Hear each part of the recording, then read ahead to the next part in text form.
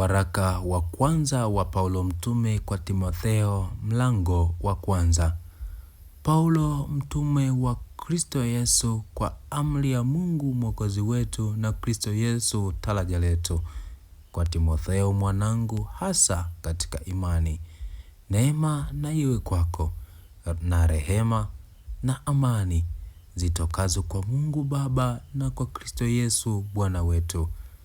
Kama vile nilivyokusii ukae Efeso, nilipokuwa nikisafiri kwenda Makedonia, ili wakataze wengine wasifundishe elimu nyingine, wala wasiangalie hadithi za nasaba zisizo na ukomo ziletazo maswali, wala si madaraka ya Mungu yaliyo katika imani. Basi ufanye hivyo.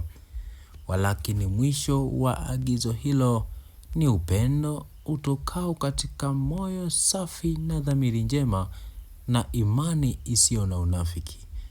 Wengine wakiyakosa hayo wamegeukia maneno ya ubatili, wapenda kuwa walimu wa sheria, ingawa hawayafahamu wasemayo, wala mambo yale wayanenayo kwa uthabiti.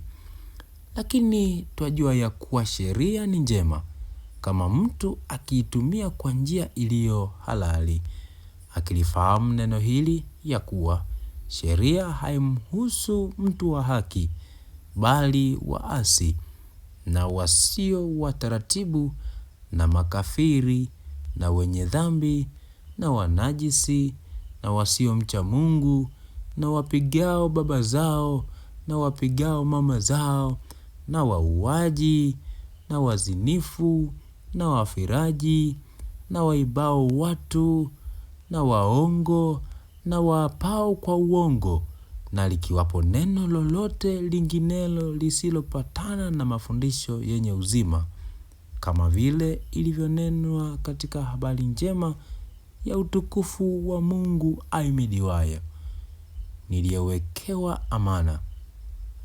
Nami namshukuru Kristo Yesu Bwana wetu, aliyenitia nguvu, kwa sababu aliniona kuwa mwaminifu, akaniweka katika utumishi wake. Ingawa hapo kwanza nalikuwa mtukanaji, mwenye kuudhi watu, mwenye jeuri, lakini nalipata rehema, kwa kuwa nalitenda hivyo kwa ujinga na kwa kutokuwa na imani. Neema ya Bwana wetu ilizidi sana, pamoja na imani na pendo lililo katika Kristo Yesu. Ni neno la kuaminiwa, tena la stahili kukubalika kabisa, ya kwamba Kristo Yesu alikuja ulimwenguni awaokoe wenye dhambi, ambao wa kwanza wao ni mimi. Lakini kwa ajili hii nalipata rehema, ili katika mimi wa kwanza Yesu Kristo audhihirishe uvumilivu wake wote, niwe kielelezo kwa wale watakaomwamini baadaye, wapate uzima wa milele. Sasa kwa mfalme wa milele, asiyeweza kuona uharibifu, asiyeonekana, Mungu peke yake, na iwe heshima na utukufu milele na milele. Amina.